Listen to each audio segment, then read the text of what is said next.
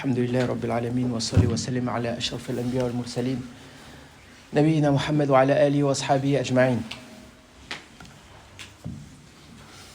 ذكرنا قضية القلب وأهميتها ومركزيتها في قضية العبادة، ويبقى أن نتكلم عن قضية أخرى مرتبطة بالعبادة كذلك وتهمنا في هذا الشهر العظيم شهر رمضان، هي قضية الاستقامة.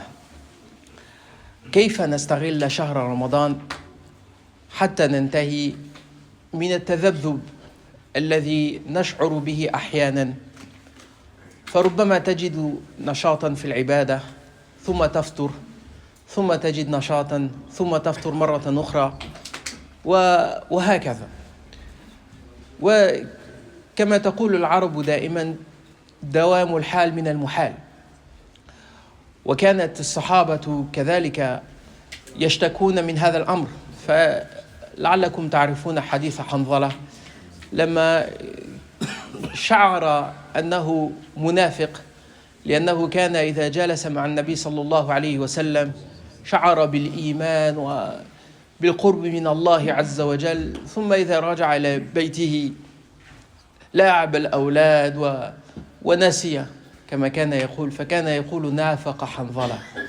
والنبي صلى الله عليه وسلم أخبره أن هذا أمر طبيعي، يقول لو داومتم على هذا الحال لصفحتم الملائكة ولكن ساعة وساعة. فنحن لسنا ملك، لابد أن يحدث شيئا من الفتور في العبادات بشكل عام، ولا يمكن أن نبقى على حالة واحدة، ولا يمكن أن نكون دائما يعني في قمة الإيمان. ولكن لا يمنع ذلك من شيء من التوازن. لا ينفع أن ننتقل من صلاة التراويح ثم نرتكب الكبائر ونشرب الخمر، أو يعني نلعب بالقمار، أو نزني، أو نتعامل بالربا وما شابه ذلك من الكبائر. والواقع يقول إن بعض المسلمين على هذه الحالة مع الأسف الشديد.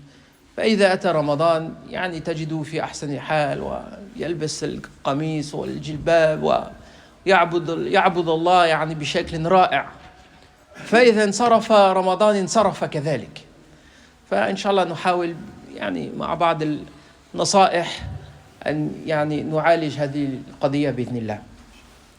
Donc, je disais, on a parlé la dernière fois de l'importance du cœur, je dirais même de la centralité du cœur en matière d'adoration. Et le sujet que je voulais aborder aujourd'hui, c'est la question de la droiture, al-istiqama. Et en préambule, je disais, en vérité, nous ne sommes pas des anges. Il est impossible d'avoir un niveau d'excellence spirituelle à chaque instant, d'être tout le temps dans le dhikr, tout le temps dans l'adoration, et de jamais se fatiguer. Tout simplement parce que l'être humain, dans sa nature, il oublie, il a besoin de se reposer, il a besoin de se divertir. Et ça existait même à l'époque des compagnons du prophète sallallahu alayhi wa sallam. Vous avez probablement entendu parler de l'histoire de Hanzala. Donc Hanzala, c'est un compagnon du prophète sallallahu alayhi wa sallam qui, comme vous le faites, ils écoutaient les paroles de Rasulullah sallallahu alayhi wa sallam, ils étaient dans les assises de foi, ils ressentaient de la proximité d'Allah Azza wa Jal, etc. Et quand il rentrait chez lui, il jouait avec les enfants, il l'oubliait, et il disait subhanallah, il y a 5 minutes j'étais avec le prophète sallallahu alayhi wa sallam, mais j'avais l'impression d'être au plus proche d'Allah Azza wa Jal, et là je me comporte comme si de rien n'était. Et donc il se considérait comme étant un hypocrite. Il est parti voir le prophète sallallahu alayhi wa sallam, mais le prophète lui a dit que si on était tout le temps à cet état de foi, les safahatkumul malaika fi turuqat, vous pourriez voir les anges et ils vous serreraient la main sur les chemins.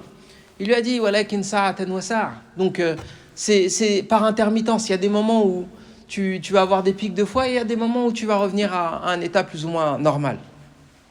Ceci dit, ça ne justifie pas le fait que malheureusement, il y a des gens qui passent d'un état à l'autre pendant le mois de Ramadan. Là, c'est Salat al-Tarawih, on vient faire la prière, masha'Allah, et après on repart dans les travers dans lesquels on était. Et quand je parle de travers, je parle de grands péchés, qu'Allah nous en préserve, la fornication, l'usure, les jeux d'argent, la consommation d'alcool, etc. Qu'on le veuille ou non, il y a certains de nos frères, certaines de nos sœurs qui sont encore prisonniers de certaines de ces passions. Et l'idée, c'est qu'on aborde aujourd'hui un petit peu quelles sont les clés, les éléments pour suivre le droit chemin, c'est-à-dire al-istiqama, la droiture en islam. فمن الآيات التي تناولت قضية الاستقامة آية في كتاب الله يقول الله عز وجل والذين جاهدوا فينا لنهدينهم سبلنا. وذكرنا هذه الآية من قبل، أعتقد العام الماضي الذي قبله. بعض العلماء نظروا إلى هذه الآية وقالوا إن الإنسان الذي يجد خللا في سلوكه أو ترددا أو انتكاسا، فإما بسبب خلل في نيته أو في مجاهدته، لأن الله عز وجل وعدنا بالهدى أو بالهداية إذا جاهدنا فيه.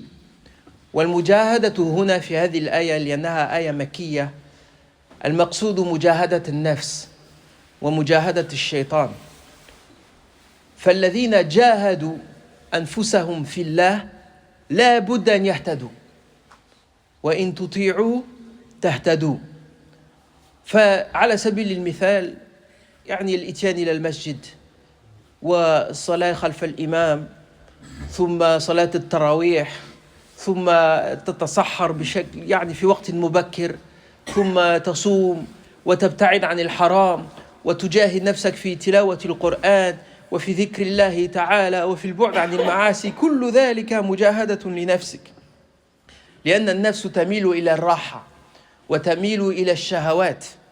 فخلف من بعدهم خلف أضاعوا الصلاة واتبعوا الشهوات.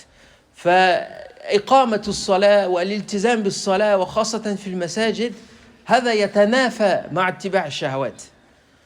فكن من أهل المجاهدة، فتكون قد وفيت شقا ونصفا من الطريق، والنصف الآخر يكون في الإخلاص.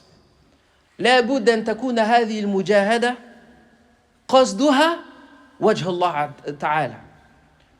فلذلك الإنسان الذي يصوم من أجل أن يلتحق بالناس أو يكون مع الجماعة، أو بسبب أنه أمر ثقافي إن لم يفعل يعاب عليه، أو يأتي إلى المسجد حتى يقال له فلان يأتي إلى المسجد، فكل ذلك خلل في الإخلاص، وكل ذلك من أسباب الانتكاس أو الانحراف أو الفتور بعد رمضان، بل أحيانا قبله.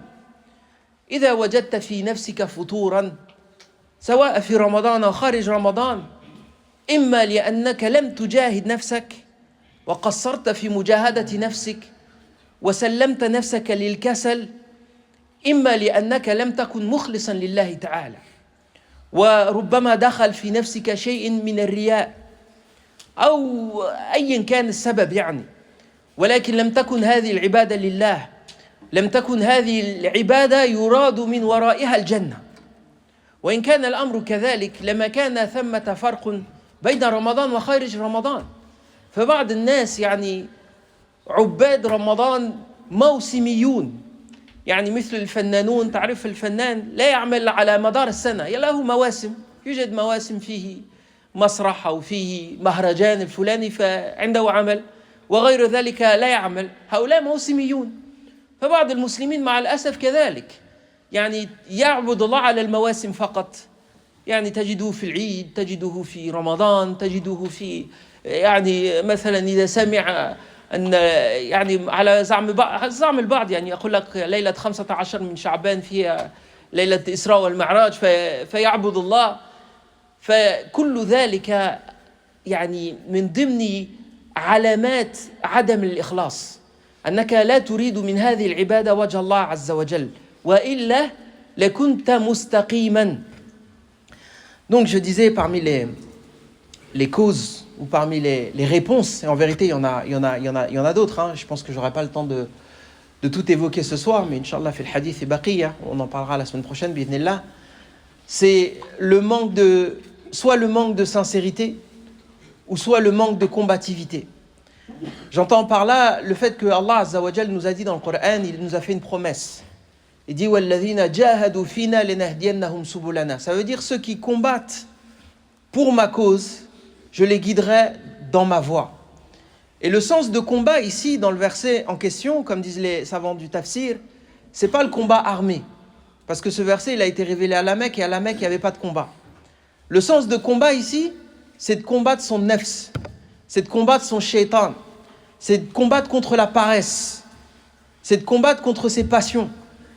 Parce qu'une personne qui mène ce combat, et j'entends par combat le fait de contrecarrer ou d'aller à l'encontre de ses passions. La paresse, par exemple, c'est une passion. Le fait de venir à la mosquée un soir, il est 20h30, il est tard, peut-être que tu avais des activités, tu étais fatigué, peut-être que tu as autre chose à faire, mais tu es quand même venu à la mosquée. Tu vas prier derrière l'imam, salat al-isha, puis après tarawih, ensuite tu vas rentrer chez toi, tu vas dormir, tu vas te réveiller pour le sahour, et puis tu vas jeûner pendant Ramadan, et pendant toute la journée, je veux dire, tu vas éviter de regarder le haram, tu vas éviter d'écouter le haram, tu vas éviter plein de péchés. Tout ça, ça demande énormément de vigilance et énormément de combativité contre tes passions. Et le résultat de ça, c'est quoi? C'est qu'Allah Azza wa Jal te facilite le fait de faire les actes d'adoration. Réciter le Coran, ça demande du tawfiq min Allah Azza wa Jal, ça demande aussi de lutter contre son âme et ses passions parce que c'est pas facile. Faire du dhikr, de prier pour le prophète sallallahu alayhi wa sallam, bref, toutes les ibadat demandent non seulement de la combativité, mais demandent aussi du tawfiq min Allah, ce qu'on appelle al-hidayah.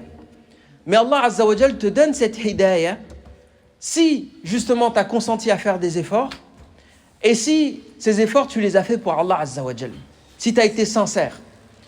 Et donc, à contrario, si tu trouves que après Ramadan, t'as plus d'énergie, ou même pendant Ramadan, tu venais au début pour le tarawih et maintenant tu n'arrives plus à venir, ou tu as jeûné Ramadan et finalement après Ramadan, khalas, l'affaire elle est pliée, tu fais partie de ce que j'appelle les intermittents du Ramadan, un peu comme les intermittents du spectacle, hein. Vous savez, c'est des travailleurs qui travaillent que selon les saisons.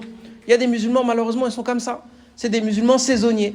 Quand c'est Ramadan, il est musulman, quand c'est pas Ramadan, il oublie l'islam. Quand c'est Ramadan, il prie. Quand c'est pas Ramadan, il prie pas.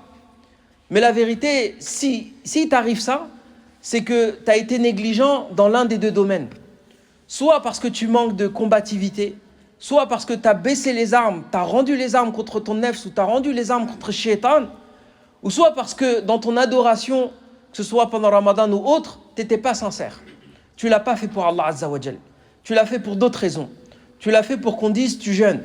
Tu l'as fait pour qu'on dise tu viens à la mosquée. Tu l'as fait pour qu'on dise que tu as prié tarawih. Ou même, il y a des gens, ils sont amoureux d'eux-mêmes.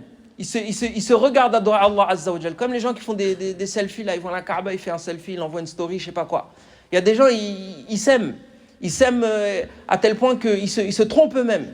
Ils font comme si, je sais pas, on a l'impression que c'est la mode d'être musulman pendant Ramadan. On est musulman, on est beau, on met un khamis, on met un djilbab, et après Ramadan, khalas, l'affaire, elle est terminée, elle est pliée. Mais le résultat, c'est quoi?